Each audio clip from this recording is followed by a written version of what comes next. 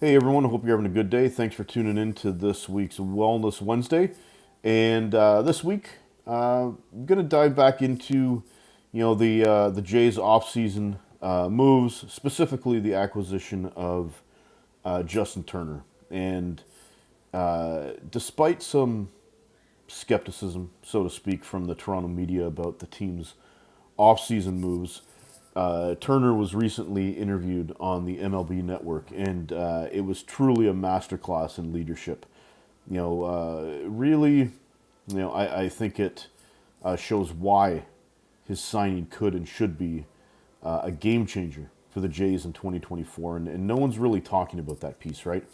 It's you can tell. Like, I don't know Justin Turner personally, but you can tell that it's not just about personal accolades. He really is a team player.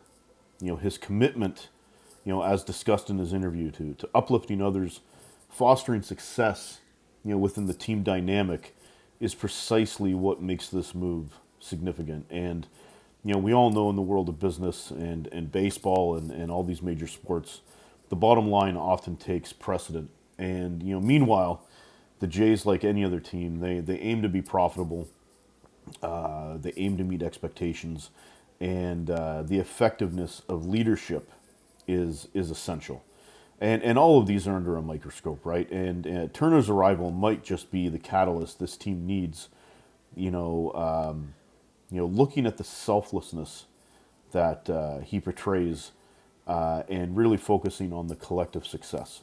So it's really, it's really hard to gauge the dynamic of the Jays locker room, from the outside. But what Justin Turner brings transcends mere gameplay. His philanthropic endeavors that I spoke about last week, and his dedication to mentoring young talent really definitely embody, the essence of a player who truly understands the bigger picture. So on that note, hope you're having a great day. Hope you're having a good week, and thank you for tuning into this week's Wellness Wednesday. See you guys. Thanks. Bye. Deep drive, back it goes. Justin Turner. Not only does he play every day, I mean, this guy's been one of the best hitters in the game for a decade, a leader of men. Wrap, nice diving play by Turner. Feeding Sale, got the out. There's a swing and a drive. That one's up there, and that ball's gone. And in the biggest moments, he has always come through. After a successful year last year with the Boston Red Sox, Justin Turner, that deal is official. One-year deal, $13 million with the Toronto Blue Jays, and he joins us now. Justin, it's Brian Kenny. Congratulations. Thanks for joining us. Thank you. I appreciate it. Thanks for having me on the show. Great to have you on here, Justin. I want to start with this. Like, how do you then finalize on Toronto? Obviously, the money, matters. But when you started learning about Toronto, how did you make that decision? Yeah, Toronto was a team that was in on me a few years ago as well. So I already had kind of established some dialogue with Ross Atkins. And, when they came back in this year, getting to play against them, obviously, all year with the Red Sox, knowing what they have over there. And then the opportunity came up to possibly be a landing spot, and I was excited about it. I was excited to join that lineup with a lot of, young talent in there. The starting pitching's obviously fantastic. They got a great bullpen, so it feels like it's a good fit, and it's going to be a lot of fun to get with those guys and, make a deep run in the playoffs. Hey, Justin, it's Dan O'Dowd. Congratulations. Toronto's a beautiful city. Since 2014, you've been one of the most consistent players in the game. When I think of you, I think of clutch, big moments. Even last year, you hit .338 with runners in scoring position. What do you attribute that to? Oh, man, I wish there was a magic pill or a secret sauce, but, I think the biggest thing is just getting in those situations.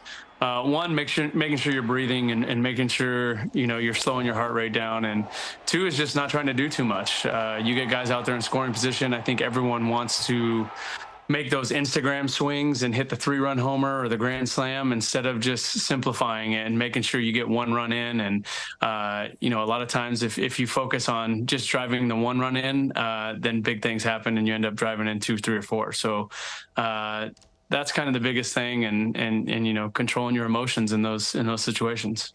Justin, Ron Darling here again. Congratulations. It's going to be a great fit. You know, one of the things I'm interested in is that if I'm signing Justin Turner, I know I'm getting a great bat, but I'm also getting someone that really has an idea on how to hit and is very good at communicating that to not only coaches or players around him. How does it work for you with the young players? Do you wait for them to come to you, or will you sometimes start the process? Yeah, hitting's very tricky, right? It's something that you can't really force on guys. I've had the most success when guys come to me and are inquisitive and asking questions and kind of making it their own idea. I feel like if a lot of the times, especially major league hitters, we have a lot of pride in what we do. And if someone walks up to you, I don't care who they are or what they've done, they walk up to you and tell you, you need to be doing this and that, usually doesn't land well. So I spend a lot of time in the cage, a lot of time around the cage talking, not just about myself, but asking questions about other guys and what their feels are and what they're trying to accomplish. And hopefully that line of, you know, communication opens up a lot of doors to future conversations and helping guys out. Hey, JT, following up on that question, you've always been known like as a difference maker inside of a clubhouse. Like, you understand the value and importance of culture. How do you define what a great teammate is? Because you've been one for a long period of time. Yeah, I think being a great teammate is kind of putting the people around you's interests ahead of your own. I think a lot of times in this game, and understandably, guys get caught up in themselves and their situations, whether that's, you know, just getting up to the major leagues and trying to stick, or they're in their first year of arbitration and they want to have a big year so they can start earning, you know, money, or they're heading into free agency, and we just get stuck in this cloud of me. And I think the way you become the best player you possibly can be is by caring more about the guys around you, and that takes a little bit of pressure off you as well. So that's always my message to guys, and that's kind of how I go about it on a daily basis. And you also gotta understand, like, it doesn't matter what it says on the back of your baseball card or how many years you played.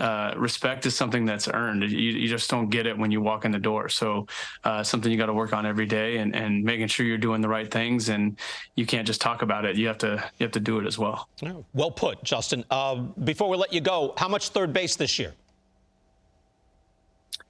I don't know. I'll be ready to play as much as I can. So I'm here in the cage right now, actually about to get a hitting session in with Doug Latta at the ball yard, and I'll get some throwing in after, and maybe do some little agility work to work on get my third base going. Okay, I don't know what Schneid's is going to have me do. I just want to be available for 162 games, and if he wants me to play third, first, second, wherever.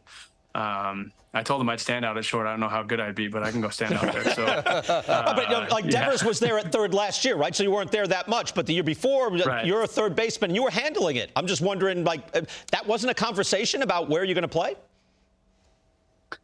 I mean, yeah, I think that they are still in the process of figuring everything out. I think that there's still a lot of really good players available in the free agent market that they're not sure if a third baseman is in that conversation or not.